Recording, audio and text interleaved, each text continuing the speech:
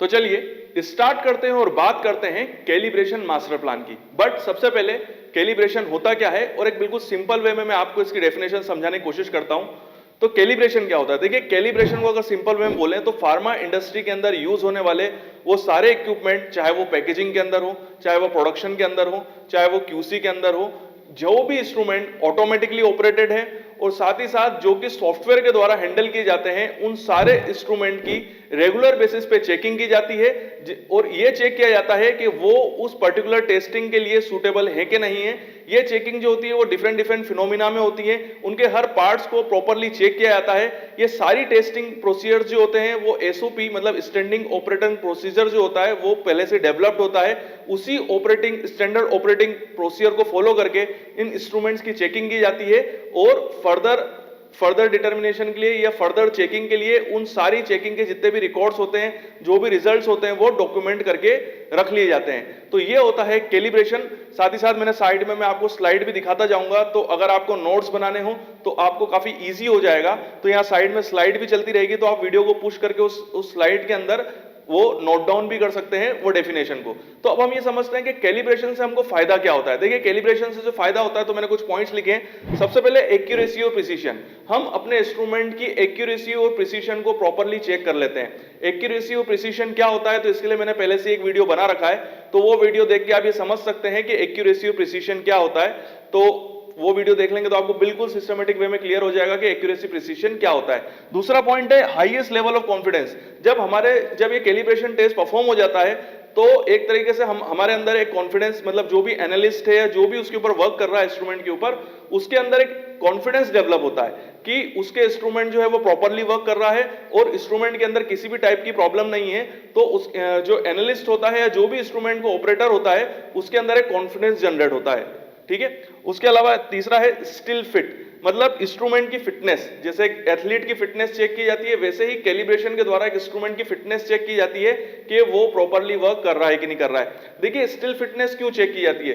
क्योंकि ये जो इंस्ट्रूमेंट होते हैं जो फार्मा इंडस्ट्री के अंदर यूज होते हैं डिफरेंट फील्ड्स के अंदर, जिनका कैलिब्रेशन किया जाता है, ये अलग कंटिन्यू काम करते हैं, बिल्कुल 24 घंटे काम करते हैं, जिससे इनके ऊपर एक स्ट्रेस बिल्डअप होता है। डिफरेंट मेथड्स इनके ऊपर अप्लाई की जाती है, जिससे कि इनके अंदर एक स्ट्रेस बिल्डअप होने की वजह से हो सकता है कि इनका कोई पार्ट जो है वो वर्क करने लायक ना हो या वर्क कर रहा हो तो प्रॉपर वे में वर्क नहीं करे। क्योंकि यहां पर हमको जो इंस्ट्रूमेंट चाहिए वो 100% चाहिए, मतलब जो उसकी एक्यूरेसी लेवल होना चाहिए वो 100% चाहिए। इसी वजह से जो ये प्रॉब्लम क्रिएट होती है, इसीलिए हमको ये कैलिब्रेशन करना पड़ता है और इंस्ट्रूमेंट की फिटनेस कंटिन्यू चेक करनी पड़ती है। हमारे पास अगला है primary standard to compare instrument. यहां पर हम प्राइमरी स्टैंडर्ड का यूज करते हैं for the checking of calibration, मतलब कैलिब्रेशन के अंदर जो टेस्ट प्रोसीजर्स होते हैं वहां पर प्राइमरी स्टैंडर्ड्स को यूज किया जाता है और इन प्राइमरी स्टैंडर्ड्स की हेल्प से ही हम इंस्ट्रूमेंट को एक तरीके से कंपेयर करते हैं और उनकी एक तरह से उनकी जो एक्यूरेसी और उनकी प्रिसिशन जो है वो उसको हम कंपेयर करते हैं। लास्ट है to check any variation of correction. हम कैलिब्रेशन में ये भी चेक करते हैं कि इंस्ट्रूमेंट का किसी पॉइंट पे कोई वेरिएशन तो नहीं आ रहा है, उसके रिजल्ट्स में कोई वेरिएशन तो नहीं आ रहा है, उसके किसी इंस्ट्रूमेंट का कोई ऐसा पार्ट तो नहीं है जो बार बार अलग अलग रिजल्ट्स दे रहा है। तो उस वेरिएशन को चेक करने के लिए भी हम कैलिब्रेशन परफॉर्म करते हैं और कैलिब्रेशन से ही हम डिटरमाइन कर सकते हैं कि अगर किसी पार्ट में अगर वेरिएशन आ रहा है तो हम उसको डिटरमाइन करके उसको रिप्लेस कर सकें, उसको सही कर सकें। तो ये बेनिफिट्स होते हैं कैलिब्रेशन के। अब हम बात करते हैं कि मास्टर प्लान क्या होता है। Why is CMP? सीएमपी का मतलब है कैलिब्रेशन मास्टर प्लान। कि कैलिब्रेशन मास्टर प्लान करा ही क्यों जाता है, इसका क्या इंपॉर्टेंस है? तो देखिए, कैलिब्रेशन मास्टर प्लान की जो प्लानिंग हम करते हैं तो उससे हमको क्या क्या फायदा होता है। सबसे पहले कैलिब्रेशन किन के थ्रू किया जाता है? तो कैलिब्रेशन जब मास्टर प्लान बनाया जाता है, जब ये मास्टर प्लान बनाया जाता है तो कैलिब्रेशन करने के लिए जो रिस्पॉन्सिबिलिटी दी जाती है, तो कौन कौन कैलिब्रेशन कर सकता है? एक तो जो इक्विपमेंट को यूज कर रहा है यूजर, साथ ही साथ इक्विपमेंट को जो मैनेज कर रहा है वो मैनेजर, साथ ही साथ क्यूए का कोई भी ऑफिशियल पर्सन जो है वो कैलिब्रेशन को परफॉर्म कर सकता है, या कैलिब्रेशन वेंडर। इसका मतलब है, वेंडर्स का मतलब है जो आपका इंस्ट्रूमेंट है वो जिस भी कंपनी का है तो उसका जो पर्टिकुलर ऑथोराइज पर्संस जो होते हैं उस कंपनी के द्वारा, चाहे वो शिमार्जू का हो, वाटर्स का हो, यंगलिन का हो, मर्क का हो, जिस भी कंपनी का आपके पास HPLC है तो उसका जो वेंडर होता है जहां से आपने ये इंस्ट्रूमेंट परचेज किया है, तो उस कंपनी का ऑफिशियल पर्सन भी कैलिब्रेशन परफॉर्म कर सकता है।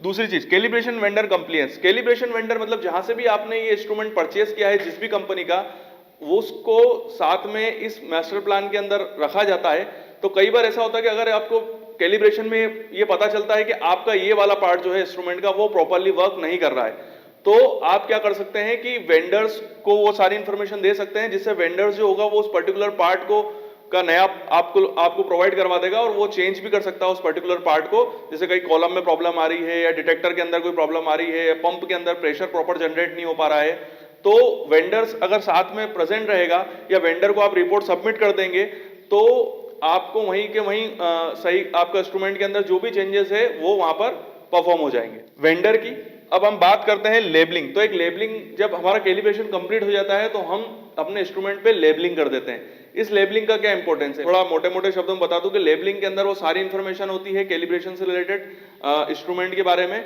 और आपको अगला कैलिब्रेशन कब करना है उसकी डेट भी डली हुई होती है। नेक्स्ट है करेक्टिव एक्शन। सीधी सी बात है, जब आप कैलिब्रेशन परफॉर्म कर लेंगे तो अगर कैलिब्रेशन पास हो जाता है तो कोई प्रॉब्लम नहीं है, बट अगर वो फेल हो जाता है तो हम उसमें फिर सुधार करते हैं और ये चेक करते हैं कि किस वजह से कैलिब्रेशन हमारा फेल हुआ, तो हम उसमें फिर कोई जो भी करेक्टिव एक्शन लेने हैं वो ले सकते हैं। नेक्स्ट है रिकॉर्ड। उसके बाद जो भी कैलिब्रेशन हम परफॉर्म कर रहे हैं बेसिकली उसका हम पूरा रिकॉर्ड मेंटेन करते हैं। मतलब जो भी हमने कैलिब्रेशन परफॉर्म किया उसके कौन कौन से रिकॉर्ड हो सकते हैं, जो कैलिब्रेशन सर्टिफिकेट होता है जो क्यूए के द्वारा प्रोवाइड किया जाता है, तो कैलिब्रेशन सर्टिफिकेट उसके फाइलिंग होती है उसकी। साथ ही साथ स्टेटस चेंज फॉर्म, अगर हमारा पहले इंस्ट्रूमेंट का कैलिब्रेशन फेल हो चुका था और अब पास हो चुका है तो उसका स्टेटस चेंज हो जाएगा। मतलब पहले वो वर्किंग कंडीशन में नहीं था, अब वो वर्किंग कंडीशन में आ चुका है क्योंकि उसका कैलिब्रेशन पास हो चुका है, तो उसका स्टेटस चेंज फॉर्म भी जो होगा वो भी हमको क्यूए प्रोवाइड कराएगा, उसको हमको फिलअप करके और साथ ही साथ जो कैलिब्रेशन के रिजल्ट्स हैं वो भी साथ में रख के हमको उसकी फाइलिंग के अंदर डालना पड़ेगा। फिर है स्टैंडर्ड ऑपरेटिंग प्रोसीजर, तो ये भी उसकी फाइलिंग होगी जो भी आपने प्रोसीजर इसके अंदर यूज किया। बेसिकली स्टैंडर्ड ऑपरेटिंग प्रोसीजर पहले से ही निश्चित होता है जो कि आरएनडी आपको देता है, और ये जो ऑपरेटिंग प्रोसीजर है ये आईएसओ 9000 के थ्रू है, तो वहां से जो आपको प्रोवाइड हुआ है उसी को आपको फॉलो करना है। तो स्टैंडिंग ऑपरेटिंग प्रोसीजर भी उसकी फाइलिंग होती है। एक चीज इंपॉर्टेंट, मैं बार बार फाइलिंग कर रहा हूं, इसका मतलब ये है कि हर इंस्ट्रूमेंट की अपनी एक फाइल होती है। मतलब इंस्ट्रूमेंट नंबर 1, इंस्ट्रूमेंट नंबर 2, हर जितने भी एचपीएलसी होते हैं, जो भी जिस भी इंस्ट्रूमेंट का आप कैलिब्रेशन कर रहे हैं, जितने भी सोफिस्टिकेटेड इंस्ट्रूमेंट जो होते हैं जो इंडस्ट्री के अंदर यूज होते हैं, उन सभी को एक प्रॉपर नंबर प्रोवाइड किया जाता है इंडस्ट्री के द्वारा, और उस नंबर जो भी उनको नंबर दिए गए हैं उसी से उनकी पहचान होती है और उसी के नाम की उनकी फाइल होती है। और जितने भी कैलिब्रेशन से रिलेटेड रिकॉर्ड है, जो भी उसके अंदर मेंटेनेंस हो रहा है, जो भी इंजीनियर्स उसको रिपोर्ट दे रहे हैं, जो भी उसके अंदर चेंजेस हो रहे हैं, उन सारे रिकॉर्ड्स का डॉक्यूमेंट होके उसकी फाइलिंग होती है। तो एक तरीके से उस सारा रिकॉर्ड जो होता है उस फाइल के अंदर उस इंस्ट्रूमेंट का मेंटेन किया जाता है। तो जब भी कोई ऑडिट होता है और किसी भी इंस्ट्रूमेंट की चेकिंग होती है तो उसी इंस्ट्रूमेंट की फाइल नंबर, उसी इंस्ट्रूमेंट का जो नंबर होता है उसी की एक फाइल मंगाई जाती है और उसको क्रॉस चेक किया जाता है। अब हम बात करते हैं आउट ऑफ कैलिब्रेशन की। आउट ऑफ कैलिब्रेशन का मतलब ये होता है कि अगर हमने किसी भी इंस्ट्रूमेंट में कैलिब्रेशन परफॉर्म किया और अगर वो कैलिब्रेशन फेल हो जाता है तो हमको क्या क्या चीजें करनी है। देखिए, अगर हमने किसी भी इंस्ट्रूमेंट पे कैलिब्रेशन परफॉर्म किया और वो कैलिब्रेशन फेल हो गया तो हमको क्या क्या चीजें करनी है। सबसे पहले रिमूव इक्विपमेंट यूज, उस इक्विपमेंट को, उस जो भी इंस्ट्रूमेंट है उसको फिर हमको यूज नहीं करना है, ठीक है।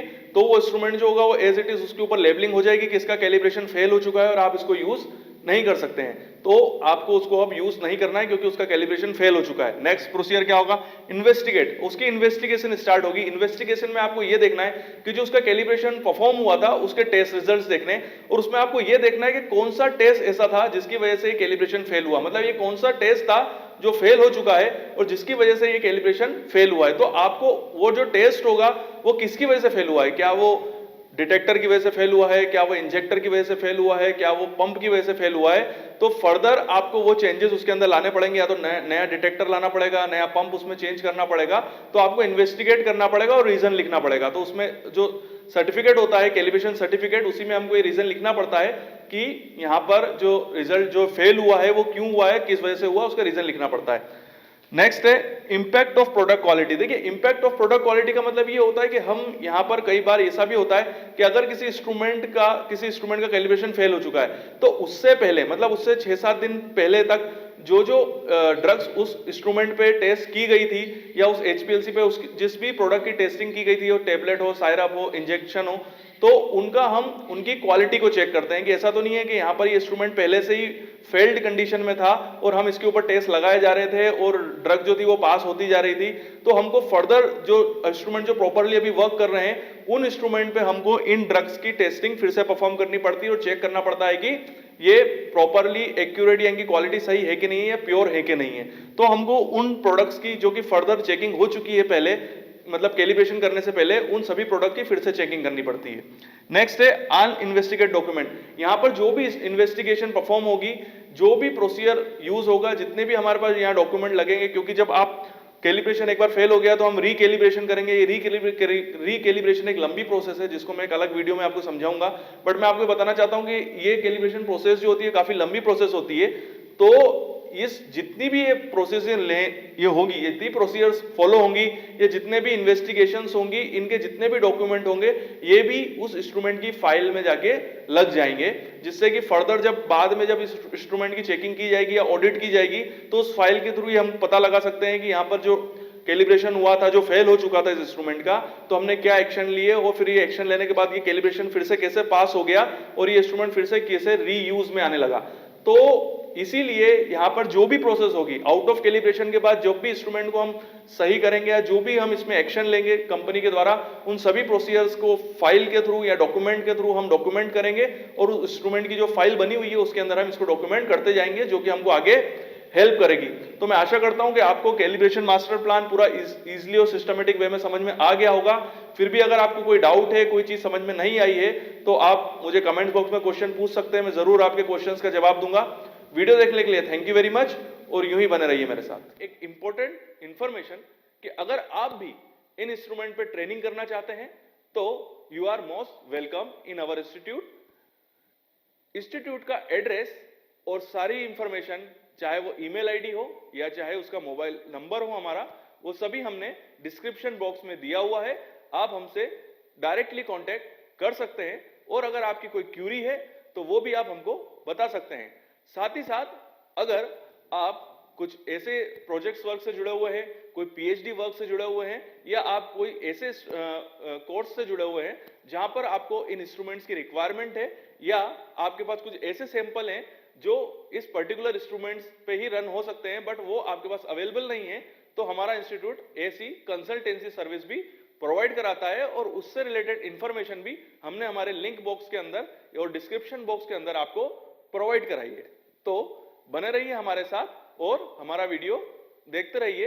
साथ ही साथ हमारे चैनल को सब्सक्राइब करें और बेल आइकन को हिट करें। Thank you.